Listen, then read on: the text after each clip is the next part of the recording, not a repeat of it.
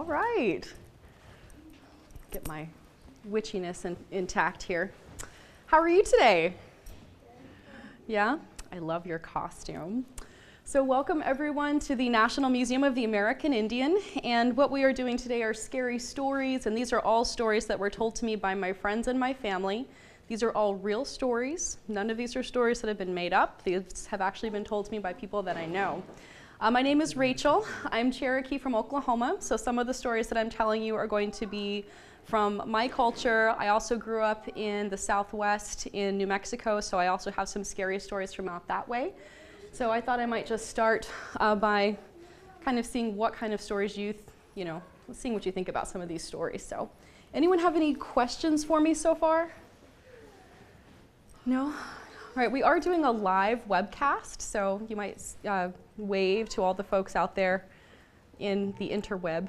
So welcome everybody who's joining us. So the first story that I'd like to tell you is actually a story that was told to me by my grandmother, and this is a story that she experienced when she was a little girl. And a long time ago when she was growing up, you didn't have air conditioning, so in the summertime they took their beds out in the yard and they would sleep outside under the trees in the summertime. So this one day it was really hot, everyone was outside sleeping, and an owl came over towards her grandparents' bed and sat up on the tree and started hooting at them very, very loudly. And it was late, and so her grandpa was trying to sleep and he got really upset at this owl, so he tried to shoo it away. And the owl just kept getting louder and louder, and then got down on a lower branch closer to the tree and started hooting again. So he tried again to throw a couple things at it and chase it away, and the owl actually came down and landed right on the edge of the bed and looked at them and then hooted as loud as it could. So at this point my great-granddad, he was pretty upset about this, so he went inside to get his shotgun that was over the door. And the whole time my granny was saying, don't mess with that owl, don't mess with that owl, that's our neighbor, that's Bertha Washington. And he didn't listen to her. He went in there and got that shotgun and he shot that owl. So they slept the rest of the night, and the next morning there was a neighbor who was a little bit off, and you could always tell when he was coming because he would sing as he was walking up the road. So they could hear his singing walking up the road early that morning, and he came to tell them that Bertha Washington had passed away the night before. So, true story from my grandma. So, any questions about that? Was that scary? It's a bummer. Yeah, that's a bummer. Yeah. It was scary. Oh, good. I'm glad you thought it was scary. So when we have stories about that in Cherokee country and in a lot of communities, there are certain beings that come out at night. So we have a lot of scary stories to teach you what not to do, where not to go. So one of the other stories that we often see in my community and also other cultures are stories about the lights. Now, a long time ago, you didn't have electricity, you didn't have cars that would be driving down the roads. So when my grandmother was little, she remembers looking outside and they would just see floating lights that were bobbing through the trees. And my auntie, my great aunt, and my great grandmother would always say to stay away from them because those are spirits that live outside. So you needed to be respectful and give them their space. So no one that I know of ever messed with them. Some other cultures actually do have stories about people trying to catch the lights and bad things happening when you try to catch them. So, but one of the stories that I experienced, that's getting more into stories that I haven't personally experienced or not from someone I directly know, but another story actually comes from my high school. So I went to high school in New Mexico, and it was in the middle of the Pecos National Wilderness. So you have lots of beautiful mesas, lots of beautiful trees, and then a river that ran down through this canyon. And right next to the river there was this old log house that had been built, and when I went to school there, the roof was falling in. This guy actually went up and pulled railroad ties and used those railroad ties to make up part of the side of his house. So this is where Juan Garcia lived, and the story was that Juan Garcia had all of this gold, that he had gone down to the river and panned for gold, and that he had this amazing treasure that he had hidden somewhere in the mesas. So of course a lot of people went out there to try to find this. Well, Juan Garcia was actually killed for his gold and no one ever found it. So security at our school, they actually say still today you can see him walking with his lantern up and down the mesas, still looking for the place that he hid his gold. So that's the story of Juan Garcia, where I went to school. And also at my school, that we say that there were a lot of little spirits and things that would live in that area, because at night you would all of a sudden hear little footprints that would go across the roof. And this is at 10 o'clock, 11 o'clock at night. Everybody's in bed, and then you'd hear it again, and then go the other way. My roommate went to an Indian boarding school in Santa Fe called St. Catherine's. And St. Catherine's is an old Catholic school. And at that school, they actually had some students who had passed away during their time there. So if you were walking out across the courtyard, you would actually see some of these figures, walking with you. So, or you would see them from a distance walking across the courtyard. So, and they said that you could also hear them at night. When they would be in bed, they would all of a sudden hear little feet going down the hallway. So, and another of my friends, he actually went to an Indian boarding school. He went to Sequoia High School, which is in Cherokee country. So in that school, this one's getting really scary. Are you ready for this? Mm-hmm. This is about the elbow lady. And this school, before it was a school, it was actually an asylum. So they sent all of the people that weren't really acceptable in public, they would send them to this place. And so this one lady who lived there, she, for some reason, no one really knows why, she decided to try to jump out the window. And she tripped and broke her back. And so when she fell, she would actually, they say that, and this is a story that he swears he's seen her, but she actually crawls on her wrists and then just crawls towards people like this. And you can see her legs kind of going back and forth behind her. So the elbow lady is one that a lot of different people have seen there. And another one that's not quite as scary, but she's also there as a little girl. She's about 5 years old. After that school closed down, it wasn't an asylum anymore. And there was an orphanage that took its place. So there was a little girl who was about 5 years old, and she was very lonely, she was very homesick, and she really didn't like the food, so she stopped eating. And eventually she passed away because she hadn't eaten anything. So you could actually hear her playing with her ball. You'll hear the bounce of the ball going down the hallway. And my friend said one night he went down into the main atrium and he just saw a ball go all the way down the steps and roll off. So they all have seen the elbow lady and seen the little 5-year-old who still plays ball there. So what do you think? Are these scary enough for you? Are they too scary? No? Well, I think the last story that I'd like to tell you is another one about why you shouldn't leave your house at night, why you shouldn't do things at night. And this is actually a story coming all the way from the Southwest. It's a story about the woman who cries. Her name is La Llorona. Has anyone ever heard of her before? You know her, yes. She's a very scary lady. La Llorona, she's the woman who cries. And this is a story that is told in a lot of families and communities there in New Mexico and Arizona.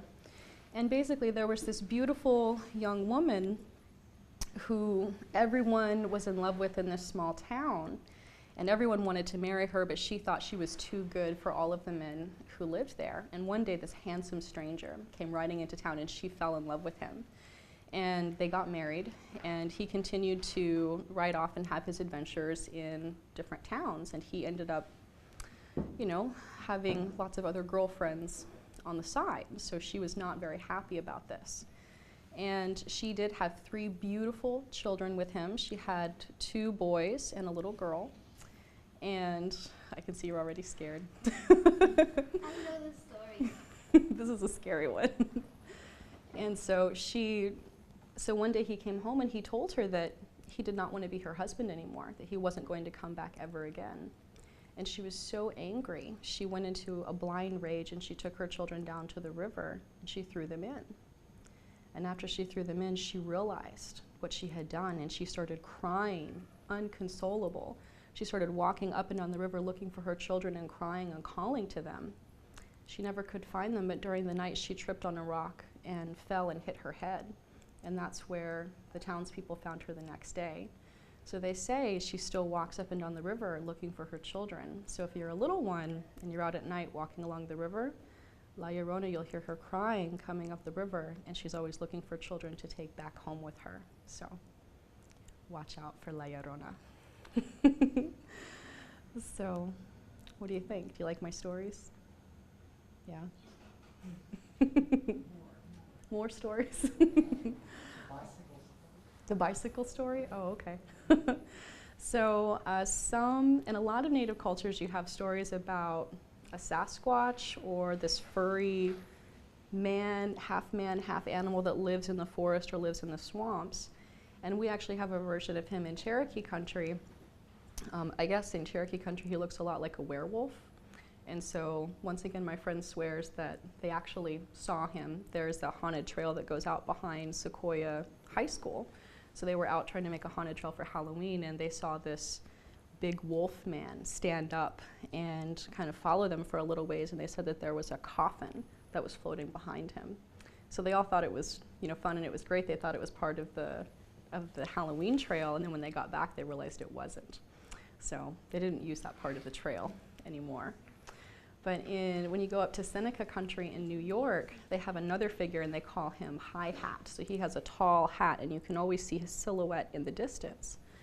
And you can hear him calling out at night. So when you're bad, when you're out doing things you're not supposed to be doing, Hihat will come and take you away. So there were these two boys that were riding their bikes out at night, and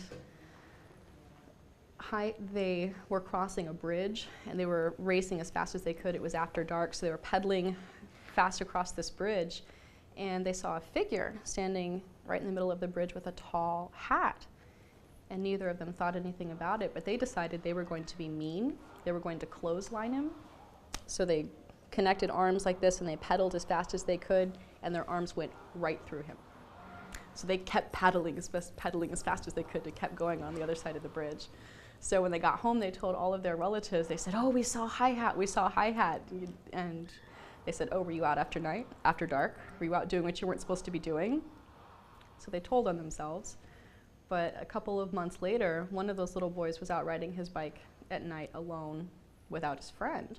And he got to that same bridge, and he saw a figure with a high hat standing on the bridge. And so he thought, oh, he's not going to get me this time. So he starts pedaling as fast as he can. He builds up speed, gets all the way down to the bridge, and runs right into his uncle. His uncle was not very happy. So yeah, those are some stories from Seneca country. So I'm trying to think of some more scary stories for you. There's lots of little scary stories. And there are some stories that we won't tell, because if you talk about these figures, then they can hear you and they'll come to get you. So when you go down to the Southwest, I won't even say the name of these figures, because I really believe that they will come looking for me if I say their names, so I don't talk about them. In Cherokee, there's a figure called Deer Woman, and she's the same way. If you talk about her, she'll come for you. But she's half woman and half deer. So she's actually used to lure especially young, handsome men out of the community. So there are certain figures that even we don't talk about. So those stories are definitely still around and still out there. And there are other figures that can be good or can be bad. This is a story from my Cherokee friend back in Oklahoma. They were out playing one night, and they were playing Army. He and his brothers were playing Army, and so he had his teddy bear, and his two older brothers were off doing a battle, and then all of a sudden they saw this big shoot of fire come out from behind a tree. And so they took off. His oldest brother was the closest one to it, and he took off running as fast as he could. He said, "Fire, fire, fire!" And he ran as fast as he could. And he said, "There are little people back there, little tiny people." And so the next day they went out there to go look, and they saw footprints that were this big all around the spot that they saw that fire come up. So that's another story that we have, is the story of little people. And little people can be good or bad. If you're being bad, then they'll take you away. If you're being good, and they've actually helped little children too who are out in the woods. If you get lost, they'll help them find their way home. So it kind of depends on what you're doing. They can be both good or bad. So those are some stories about the little people. Yeah. Is that enough scary stories for you? You want one more really scary one? Yeah? Okay. So this is a story that was told to me by my roommate in high school. And this did not happen to anyone that I know, but as far as I know, it really happened. So, and this is a story about two men who are on their way to town, and they're riding in a wagon. And as they're riding in the wagon, it's getting to be about dusk. The sun is starting to set, probably a little bit darker than it is now. And one of them looks out to the side, and they're riding past some trees, and he sees this figure move from one tree to the next tree. And he pokes his friend. He says, "Hey, did you see that?" And he looks over, and they see that figure, this gray figure, move again from that tree to the next tree, so that it's staying even with them as they make their way along the tree line. So they can see the end of the tree line about 100 feet in front of them, and so they said, well, it'll probably be okay. It's probably just an animal or something like that. So they keep going, and this gray figure keeps following them. And they get to the end of the tree line, and they don't see anything come out. So they have big draft horses that are pulling their cart, so they can't go that fast, but they kind of, use the reins to make the horses do a little bit of a trot. They're going a little bit faster, and they look back and they still don't see anything. And then all of a sudden, one of them looks back and they see this gray, she almost looks like a woman, and she has long hair that comes down over her face like this, and she has long nails, and she actually starts galloping towards them. And she gets closer and closer, and so they're trying to make the horses go faster and faster, and they look back and she's getting closer and closer, and then she jumps onto the cart and grabs the guy that's driving and sinks her teeth into the side of him and holds on. And his friend is just like, he gets really scared, and he jumps out of the wagon and runs as fast as he can for the next, there's a little shack that's off to the side, so he runs inside and he shuts the door. And he doesn't know what to do. He's sitting there and he's like, oh, please let me get out of this. I don't know what that was. I'm so sorry. Please let me get out of this. And all of a sudden he hears the rattling at the door. So he hides in the corner and he kind of pulls his coat over his head, and he hears the sounds of the door. And finally, the door bursts open, and there's that gray figure. And she comes in to the room and she looks at him. And then she grabs him. And that's the end of the story. Oh, so did you like my scary stories for Halloween? Yeah. Well, thank you all so much. I hope that there's some nice tricks, a little bit of scare before you go out tonight, so stay with your parents. You don't want anyone to get you or take you away, so we definitely want you to be nice and safe. And I hope that you all have a happy Halloween. Thank you. Happy Halloween. Thank you. Happy Halloween. Thank you. Sarah, you want to look around the activities? All right. What are you going to do with those nothing? You should give them to Dad.